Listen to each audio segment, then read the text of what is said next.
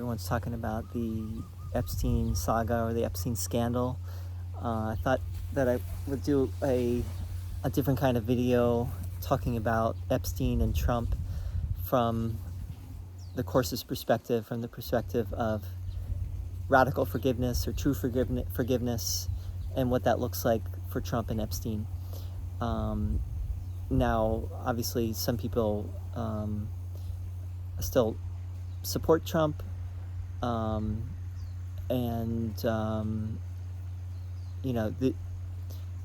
don't think a lot of people support Epstein at all.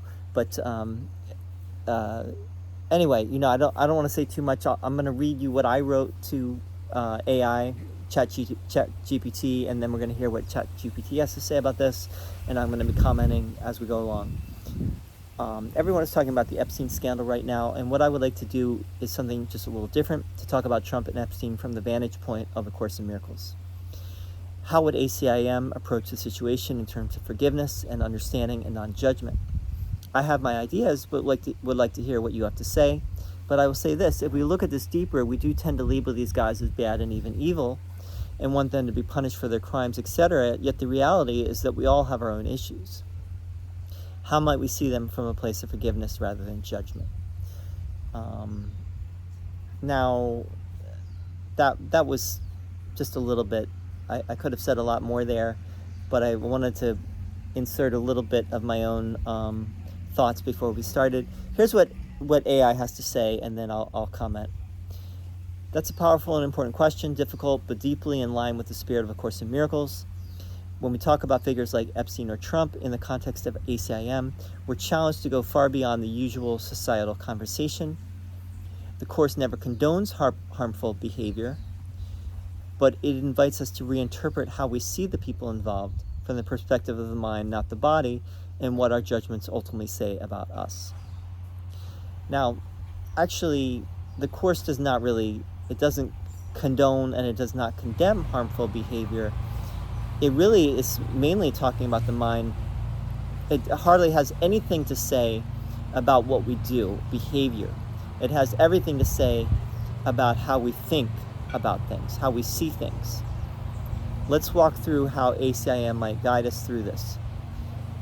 Forgiveness is the core teaching, number one. This is AI, right?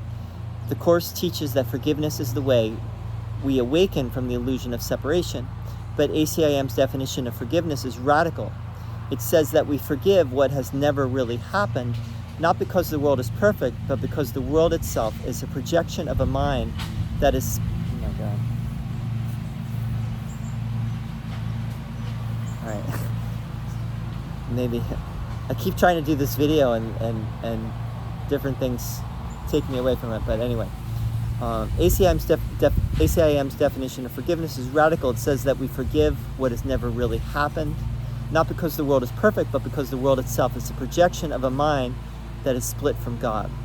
So the quote-unquote sins we see are shadows of that split.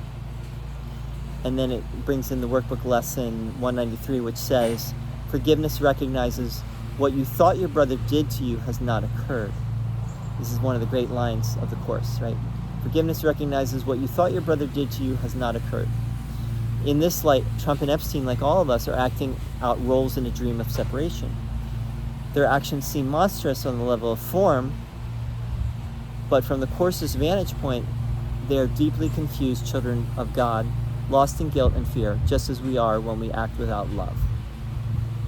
So they're acting out, but don't we all, right?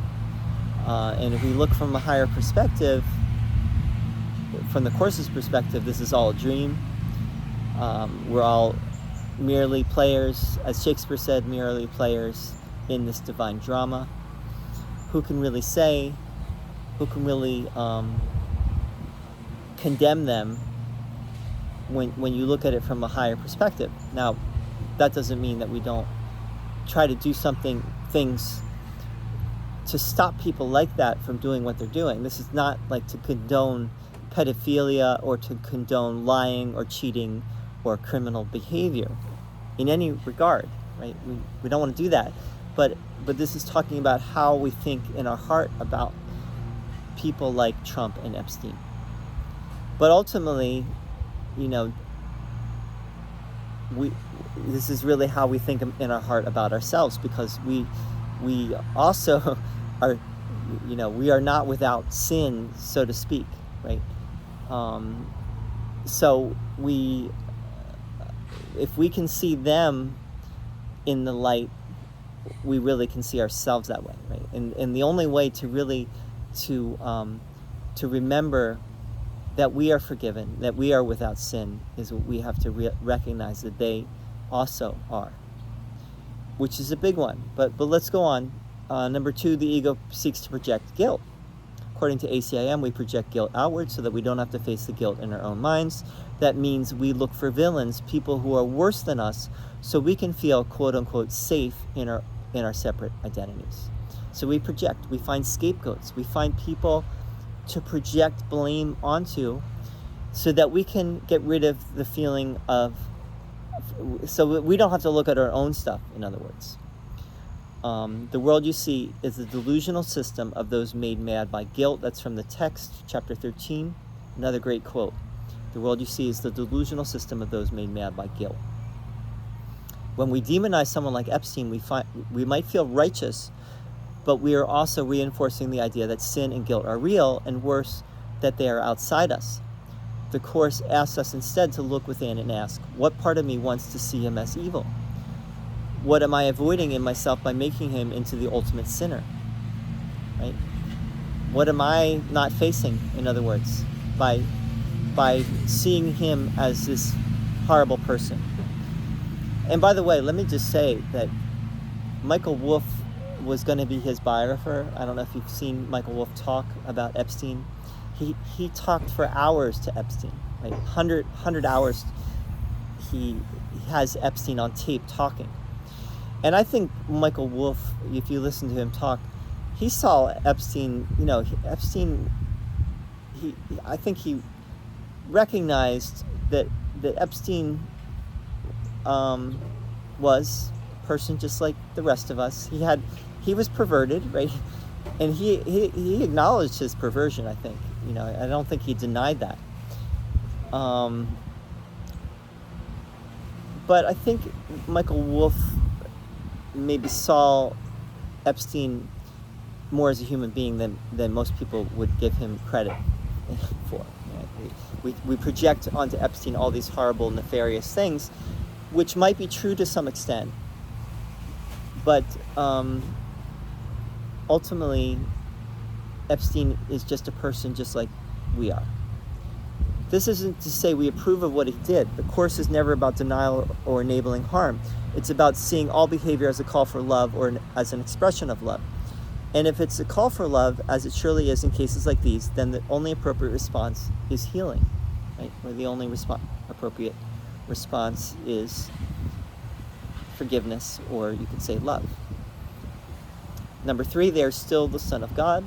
Yes, even Trump, even Epstein, even the people who disgust or infuriate us the most.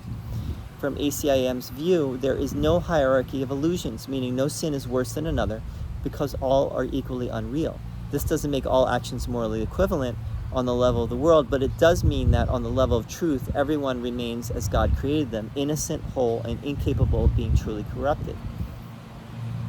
In spirit, right? That's what we are. Maybe not in physical form. And again, in this world, we might need to take action to punish those who are acting in criminal ways. But ultimately, if we want them to remember who they are, and we also want to remember who we are, then we can't make them guilty, right? We can't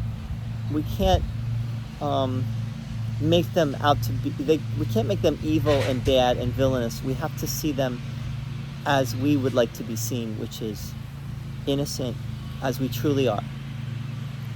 You are not capable of being corrupted, and your mind cannot be sullied by illusions. That doesn't sound like a quote from the Course, but the ChatGPT says it is. I don't think it is.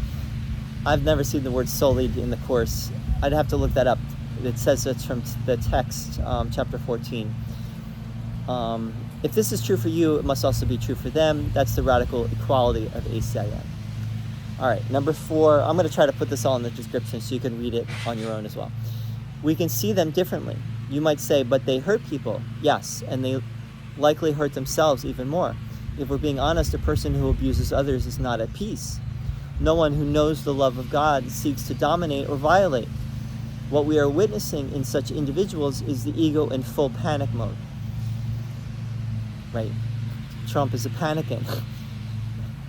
Even though he pretends he's not, but he really is, and probably Epstein was as well.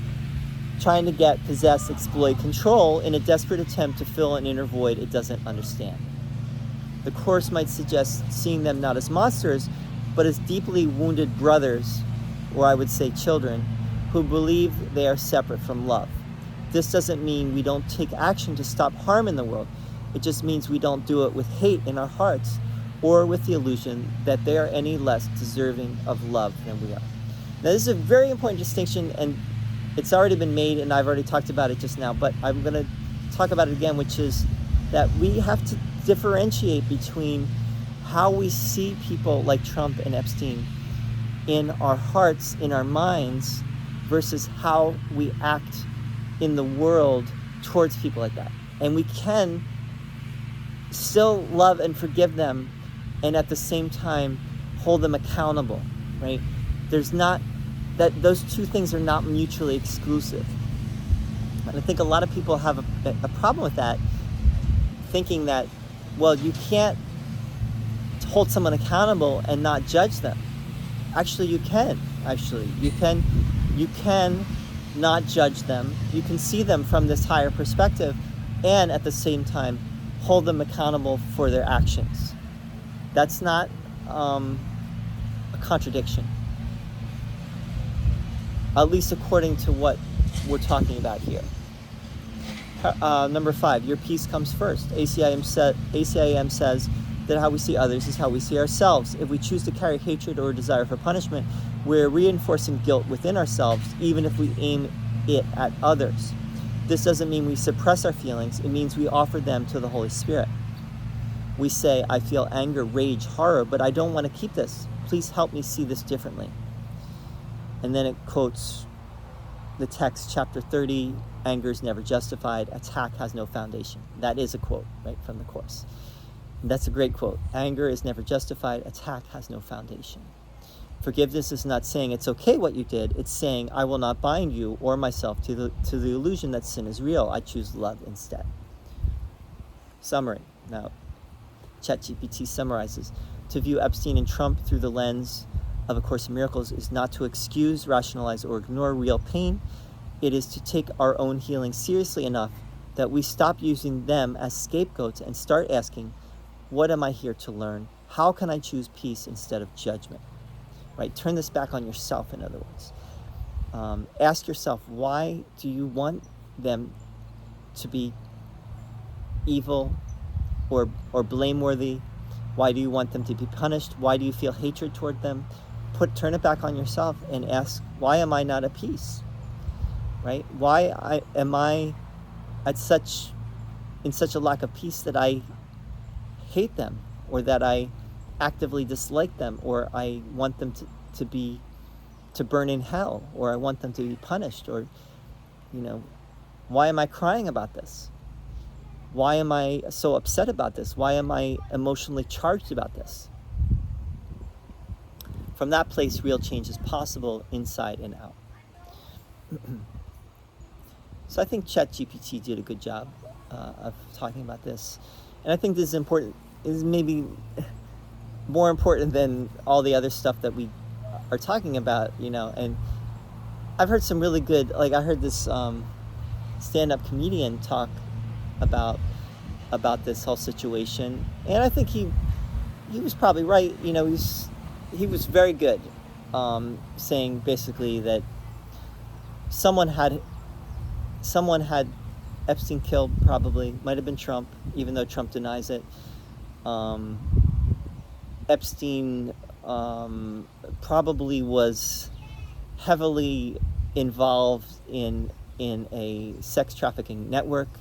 He probably was, he might have been working for the Israeli government, for all we know. He might have been Mossad. People say that, he might have been Mossad. He might have been working to get, for the sake of bribery and extortion, to get world figures, political figures, in trouble, so that, to get dirt on them, so that could be used to get them to do, the bidding of the Israeli government, or whatever it might be. So